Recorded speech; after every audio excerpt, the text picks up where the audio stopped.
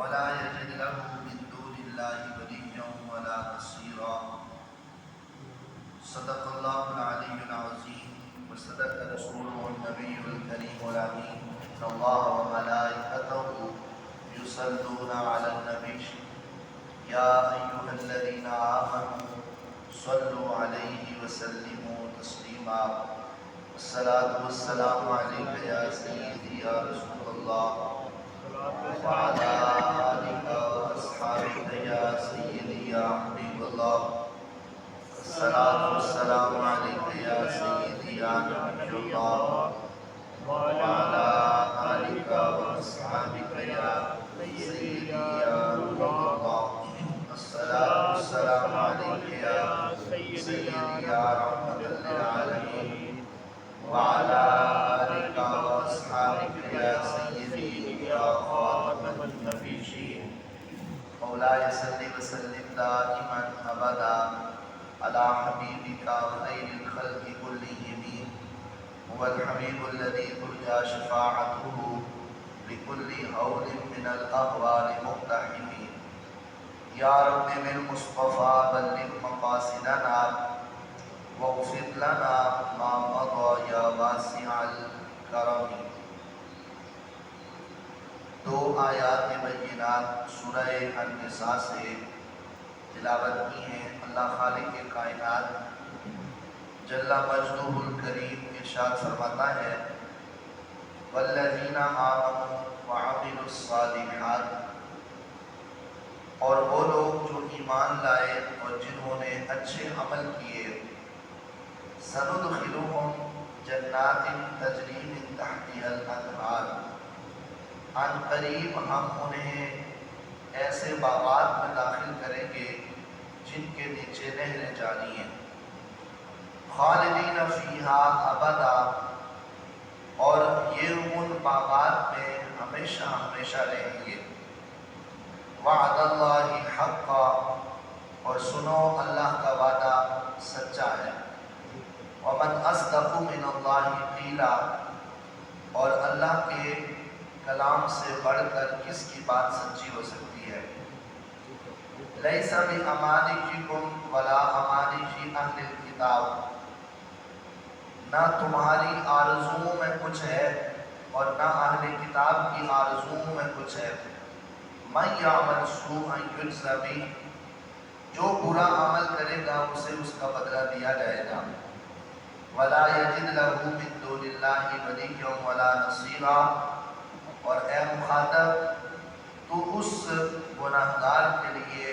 اللہ کے سوا نہ کوئی حمایتی پائے گا اور نہ ہی کوئی مددگار. ان دو آیات بینات سے پہلے گزشتہ درس کے اندر اہل جہنم کا ذکر ہوا کہ جہنمی جو برے کاموں کی وجہ سے اور شیطان کی پیروی کی وجہ سے اور شیطان کی آرزوئیں لینے کی وجہ سے جہنم کے مستحق ہوں گے، اور ان کے لیے جہنم کے اندر یہ سزائیں ہوں گی. اللہ تبارک و تعالیٰ کا قرآن کریم میں اسلوب بیان کا یہ احسن انداز ہے کہ جہاں کہیں پہلے اللہ تعالیٰ دوزخیوں کا ذکر کرتا ہے وہاں اہل جنت کا بھی ذکر کرتا ہے. تو اس سے پہلے اہل دوزخ کا ذکر ہوا، تو ان دو آیات بینات میں اللہ تعالیٰ نے اہل جنت کا ذکر کیا. تو اہل جنت وہ ہیں کہ جو ایمان لانے کے بعد اعمال صالحہ کرتے ہیں، اور اللہ رب الجلال پھر ان سے جنت کا وعدہ کر دیتا ہے. آیت پاک کی تفسیر میں حضرت امام اسماعیل حقی رحمۃ اللہ تعالیٰ علیہ نے اپنی تفسیر روح البیان کے اندر حضرت امام حسن بصری رحمۃ اللہ تعالیٰ علیہ کا قول نقل کیا کہ امام حسن بصری رحمۃ اللہ تعالیٰ علیہ فرماتے ہیں کہ ایمان لانے کے بعد انسان کی، بندہ مومن کی پہچان کس سے ہوتی ہے؟ فرماتے ہیں کہ لیس الایمان بالتمنا، کہ ایمان لانے کے بعد صرف خیالات اور آرزوؤں کا نام ایمان نہیں ہے۔ ایمان لانے کے بعد صرف عقائد و نظریات کو ماننا اور عقائد و نظریات ہی کی تصحیح جو ہے وہ فقط ایمان نہیں ہے، ولیکن ما وقر فی القلب وصدقہ العمل۔ فرمایا ایمان لانے کے بعد انسان کے دل کے اندر اسلام کی توقیر پیدا ہوتی ہے اور اس کا عمل یہ بتا رہا ہوتا ہے کہ یہ بندہ مومن ہے۔ صرف خیالات کی وجہ سے یا صرف تصورات کی وجہ سے جو ہے وہ کوئی بندہ مومن نہیں ہوتا، یعنی فقط خیالات اور آرزوؤں کا نام ایمان نہیں ہے، بلکہ جب خیالات اور آرزویں اچھی ہو جائیں تو پھر اس کے عمل سے ہی نظر آتا ہے کہ یہ بندہ مومن ہے۔ اور آگے فرماتے ہیں اِنَّ قَوْمًا الْحَقْهُمْ أَمَانِيُّ الْمَغْفِرَةِ حَتَّى خَرَجُوا مِنَ الدُّنْيَا وَلَا حَسَنَةَ لَهُمْ۔ فرماتے ہیں کہ لوگوں میں بہت سارے لوگ ایسے ہیں کہ جن کو دنیا کی زندگی کے اندر اللہ تعالیٰ سے جن کا نظریہ اور جن کا عقیدہ یہ ہوتا ہے کہ اللہ تعالیٰ بخش دے گا، اور فرماتے ہیں لیکن فقط نظریے سے وہ بندہ بخشا نہیں جاتا، وَلَا حَسَنَةً لَهُمْ۔ فرماتے ہیں کہ یہ اس کے لیے نیکی نہیں ہے کہ وہ اللہ تبارک و تعالیٰ سے بخشش کی فقط امید رکھے، اور اگر اللہ تعالیٰ سے امید رکھ کر کے عمل بالکل ترک کر دے اور کہے جی اللہ بڑا غفور رحیم ہے، اللہ بڑا بخشنے والا ہے، وہ تو بڑا مہربان ہے، اس کی مہربانی میں تو اس کی رؤوفیت اور رحیمیت میں تو کوئی شک نہیں ہے، لیکن یہ فقط نظریہ رکھ کر عمل اچھا نہ کرنے والا فقط نظریے سے بخشا نہیں جائے گا۔ وَقَالُوا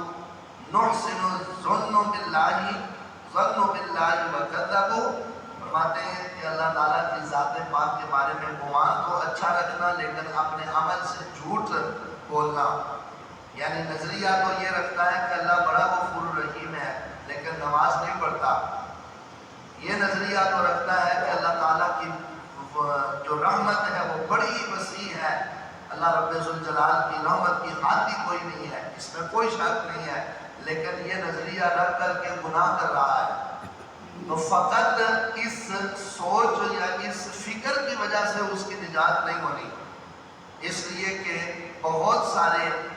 لو احسن الظن باللہ لا حسن العمل، بہت سارے ایسے لوگ ہوتے ہیں جو اللہ تعالیٰ کی ذات کے بارے میں اچھا گمان رکھتے ہیں لیکن ان کا عمل درست نہیں ہوتا۔ لہذا جیسی سوچ اور جیسا نظریہ کسی بندہ مومن کا ہونا، ویسے ہی اس کے عمل سے بھی عکس نظر آتا ہے، عمل سے بھی ظاہر ہوتا ہے کہ جیسا اس کا نظریہ ہے ویسا ہی اس کا عمل اور اس کی سوچ کے مطابق اس کا عمل بھی ہے۔ جب یہ آیت پاک نازل ہوئی تو حضرت سیدنا صدیق اکبر رضی اللہ تعالی عنہ نے نبی کریم علیہ السلام کی بارگاہ میں عرض کیا، یا رسول اللہ صلی اللہ علیہ وسلم فمن ینجو مع ھذا یا رسول اللہ، یا رسول اللہ صلی اللہ علیہ وسلم جب اللہ کا یہ فرمان ہے کہ جو بھی برا عمل کرے گا تو اس کو برائی کی جو ہے وہ سزا ملے گی، بدلہ ملے گا، تو پھر کوئی بھی شخص جو ہے وہ نجات کیسے پائے گا؟ اس لیے کہ معصوم عن الخطا تو صرف انبیاء کی ذات ہے یا اللہ کے فرشتوں کی ذوات ہے، اس کے علاوہ تو کوئی بھی گناہ سے پاک نہیں ہے، تو گناہ تو ہر ایک انسان سے سرزد ہوا ہے۔ تو نبی علیہ السلام کی بارگاہ میں عرض کیا، یا رسول اللہ جب یہ آیت پاک نازل ہوئی تو اس کے بعد ہمیں سکون نہیں ہے، چین نہیں ہے، یہ کیسے ہماری بخشش کا ذریعہ بنے گا جبکہ ہم نے تو گناہ کیے۔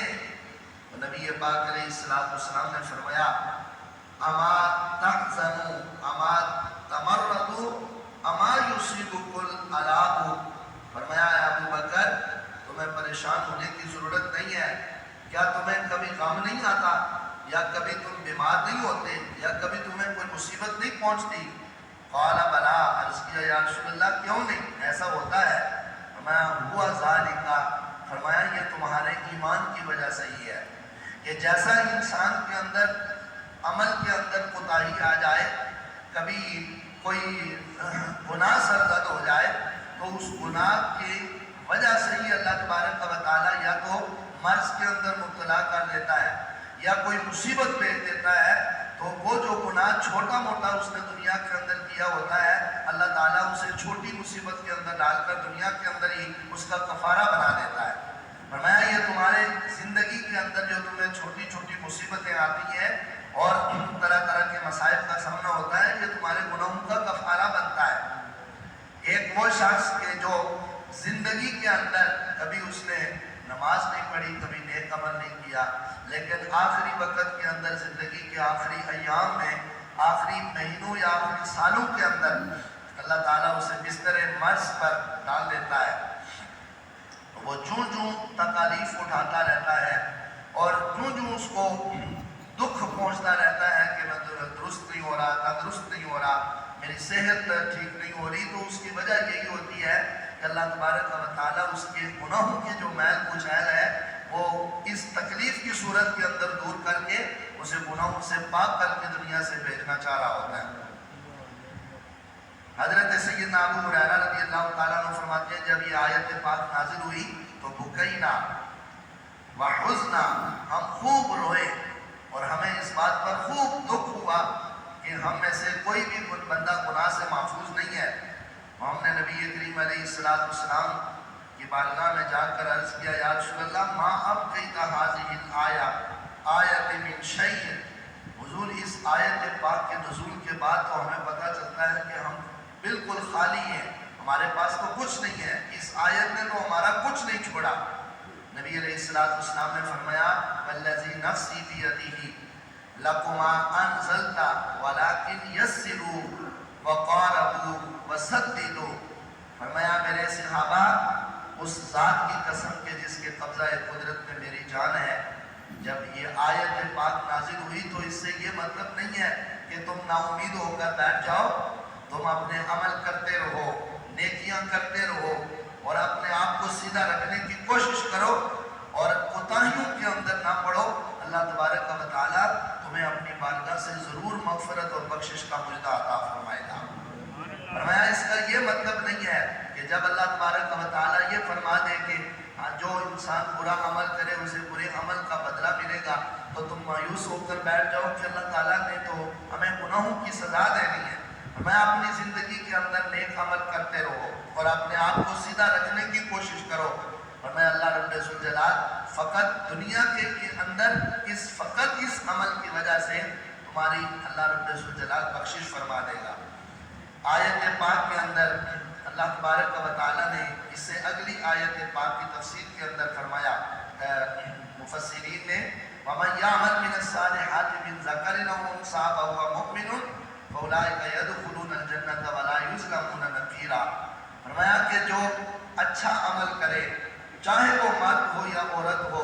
لیکن ہو وہ مومن، فرمایا یہ ایسے لوگ ہیں کہ جو جنت کے اندر داخل ہوں گے، اور اللہ تبارک و تعالیٰ ایک کھجور کی گٹھلی کے اوپر جو چھلکا ہے اللہ تعالیٰ کسی بندے کے اوپر اتنا بھی ظلم نہیں فرمائے گا۔ اس کا عمل اگر اچھا ہے تو اس کے اعمال کی، اچھے اعمال کی پوری جزا اور بدلہ اس کو ملے گا، اور اگر اس کا عمل برا ہے تو وہ اپنے ہر برے عمل کو دیکھے گا، اور اللہ چاہے گا تو اس کے برے اعمال کو اللہ تعالیٰ معاف کر دے گا، اور اگر اللہ چاہے گا تو اس کے برے اعمال کا اس سے معاوضہ فرمائے گا۔ فرماتے ہیں کہ ان اللہ وعد علی الطاعۃ عشر حسنات، آیت پاک میں اللہ تبارک و تعالیٰ نے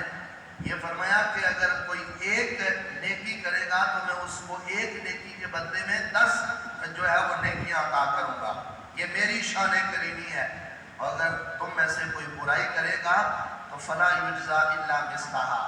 میں برائی کا بدلہ سوائے اسی ایک ہی برائی کے اور کچھ نہیں دیا جائے گا۔ یہ میری بخشش کے ذرائع اور میری بخشش کے اسباب بھی تو دیکھو کہ میں تم پر کتنا مہربان ہوں کہ تم نیکی کرو تو میں تمہاری ایک نیکی کو 10 گنا بڑھا دیتا ہوں، اور اگر تم برائی کرو تو وہ تمہاری برائی سوائے ایک برائی کے اور نہیں لکھی جاتی۔ تو میں اللہ رب ذوالجلال فرماتا ہے کہ یہ میرا بندوں کے اوپر کرم اور فضل ہے کہ बढ़ाना चाहूँ तो मैं उनकी बढ़ाई को भी बढ़ाने पर कादिर हूँ, उनकी बुराई को भी बढ़ाने पर कादिर हूँ, उनके गुनाह को भी बढ़ाने पर कादिर हूँ। लेकिन अल्लाह की शान करीमी ये है कि बंदे का गुनाह एक ही रहता है और अगर नेकी करे तो अल्लाह ताला उसको 10 गुना बढ़ा देता है। नबी करीम अलैहिस्सलाम की बारगाह में अर्ज़ किया गया, या रसूलुल्लाह सल्लल्लाहु अलैहि वसल्लम अय्युल आमाली अफ़ज़ल, आमाल में सबसे अफजल अमल कौन सा है? तो आपने इरशाद फरमाया अल इल्मु बिल्लाह, फरमाया आमाल में सबसे अफजल अमल अल्लाह तबारक व तआला की मार्फत और अल्लाह की पहचान है। साहबा ने अर्ज किया, या रसूलल्लाह सल्लल्लाहु अलैहि वसल्लम अल आमालु नुरीदु अफजलुल आमाली नुरीदु, हुजूर हम आमाल के लिहाज से ये पूछ रहे हैं कि अमल के लिहाज से सबसे अफजल अमल कौन सा है? नबी अलैहिस्सलाम ने फिर वही जवाब इरशाद फरमाया, मैं अल इल्मु बिल्लाह, मैं अल्लाह ताला की पहचान। साहबा ने अर्ज किया, या रसूलल्लाह सल्लल्लाहु अलैहि वसल्लम हुजूर हम आपसे अमल के बारे में पूछ रहे हैं और आप हमें इल्म के बारे में जवाब इरशाद फरमा रहे हैं। तो नबी पाक अलैहिस्सलाम ने फरमाया, मेरे सहाबा अमल की बात नहीं करो, सुनो, इन्ना कलीलल अमली यनफ़उ मअल इल्म व इन्ना कसीरल अमली ला यनफ़उ मअल जहल। फरमाया इल्म ही सारा कुछ है, इसलिए कि बहुत सारे लोग ऐसे होते हैं कि जिनका अमल बहुत महदूद होता है लेकिन वो अमल इल्म के साथ होता है। व इन्ना कसीरल अमली ला यनफ़उ मअल जहल, और बहुत सारे लोगों के अमल तो बहुत ज़्यादा होते हैं लेकिन वो बगैर इल्म के होते हैं और बगैर इल्म के किया गया अमल अल्लाह ताला की बारगाह में कबूल नहीं है, उसका वो नफ़ा नहीं है जो नफ़ा इल्म के साथ हासिल होता है। जब तक कोई बंदा दुनिया के अंदर कोई नेक अमल करने से पहले, कोई भी अमल करने से पहले, जब तक उसके दिल के अंदर ये बात नहीं आएगी कि मैं ये अमल कर रहा हूँ तो इस अमल में अल्लाह तबारक व तआला की रज़ा कितनी है, अल्लाह रब्बुल जलाल इस पर मुझे नेकियां और अजर और सवाब कितना अता करेगा, जब तक ये नजरिया नहीं बनता उस वक्त तक उसका अमल बेकार है। और अगर ये पता है कि मैं किसी गरीब के मुंह के अंदर लुक़मा दूंगा और उसकी खिदमत करूंगा और उसकी ज़रूरत को पूरा करूंगा, इससे मेरा अल्लाह मुझसे राज़ी होगा, अगर ये नजरिया रख करके इल्म की वजह से ये अमल करेगा तो एक लुक़मे पर अल्लाह ताला उसे अजर और सवाब अता फरमाएगा। तो इल्म के साथ जो अमल किया जाता है उसका जो बदला है वो 100 गुना है,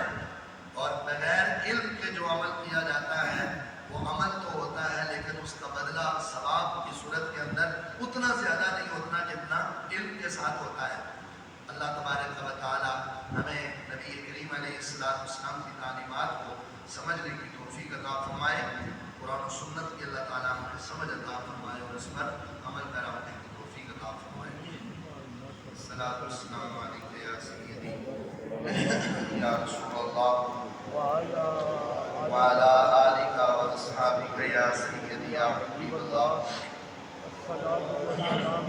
सलातु वस्सलामु अलैका या सय्यदी या नबीयल्लाह व अला आलिका व अस्हाबिका या सय्यदी या नूरल्लाह। सलातु वस्सलामु अलैका या सय्यदी या रहमतल लिल आलमीन व अला आलिका व अस्हाबिका या सय्यदी या खातमन नबिय्यीन। बिस्मिल्लाहिर्रहमानिर्रहीम। अल्हम्दुलिल्लाहि रब्बिल आलमीन वल आक़िबतु लिल मुत्तक़ीन वस्सलातु वस्सलामु अला सय्यिदिल अंबिया'i वल मुरसलीन व अला आलिहि व अस्हाबिहि अजमाईन। अल्लाहुम्मा रब्बना आतिना फिद दुनिया हसनतन व फिल आखिरति हसनतन व क़िना अज़ाबन नार व अदखिलनल जन्नता मअल अबरार या अज़ीज़ या गफ़्फ़ार या रब्बल आलमीन। या इलाहुल आलमीन, सबकी नमाज फजर को अपनी बारगाह में कबूल फरमा, हमारा पढ़ना पढ़ाना सुनना अपनी बारगाह में कबूल और मंजूर फरमा। या अल्लाह अपने हबीब अलैहिस्सलाम के नालैन का सदका नबी अलैहिस्सलाम की सच्ची मोहब्बत और कामिल इत्तिबा अता फरमा। कुरान और सुन्नत के ज़रिए अपनी ज़िंदगी के उसूल और ज़वाबित अपना कर दुनिया आखिरत की कामयाबियाँ और कामरानियाँ नसीब फरमा, और दीन इस्लाम पर अमल करके नबी पाक अलैहिस्सलाम की बारगाह में ज़ुफ़ुरुई अता फरमा। इलाहुल आलमीन, उम्मत मुस्लिमा के अंदर जितने लोग बीमार हैं, घरों में, अस्पतालों में, جنہوں نے دعاؤں کے لیے کہا میرے اللہ اپنے پیارے محبوب کے نالے مقدس کا واسطہ سب کو شفائے کلی عطا فرما، ظاہری روحانی جسمانی پریشانیاں بیماریاں دور فرما، صحت کاملہ عاجلہ نافع عطا فرما۔ یا اللہ ہر تنگدست کی تنگدستی کو دور فرما، ہر دکھی کے دکھ کو دور فرما، ہر پریشان حال کی پریشانی کو دور فرما۔ نبی پاک علیہ السلام کے دامن کرم کا واسطہ جو کاروباری تجارتی معاملات میں گھریلو معاملات میں اپنی اولاد کے رشتوں کے سلسلے میں پریشان ہیں میرے اللہ سب کی پریشانیوں کو آسانیوں میں تبدیل فرما۔ نبی علیہ السلام کے دامن کرم کا واسطہ بے اولادوں کو نیک صالح اولاد نصیب فرما اور اولاد والوں کی اولاد کی خیر فرما۔ ہم سب کے والدین کی کامل مغفرت فرما، جن کے والدین زندہ ہیں انہیں صحت و تندرستی کے ساتھ عمر دراز عطا فرما، اور جن کے والدین دنیا فانی کو چھوڑ چکے ہیں میرے اللہ ان کی کامل بخشش اور مغفرت فرما۔ قبر و حشر کی منازل آسان فرما، قبر و حشر میں نبی کریم علیہ السلام کا دیدار اور پہچان نصیب فرما، اور جنت الفردوس میں اعلیٰ مقام عطا فرما۔ الہ العالمین اپنے حبیب علیہ السلام کے نالین کا صدقہ جتنے بھی بے گناہ قیدی ہیں اللہ ان کو جلد رہائی نصیب فرما۔ حافظ شان محمد صاحب سمیت دیگر جتنے بھی ناموس رسالت کے لیے قید و بند کی صحبتیں برداشت کر رہے ہیں میرے اللہ سب کو قدم قدم پر برکتیں عطا فرما، اور نبی پاک علیہ السلام کے دامن کرم کا واسطہ سب کو جلد رہائی نصیب فرما۔ جتنے بھی ظالم ہیں دین اسلام پر حملہ کرنے والے ناموس رسالت کے غدار ہیں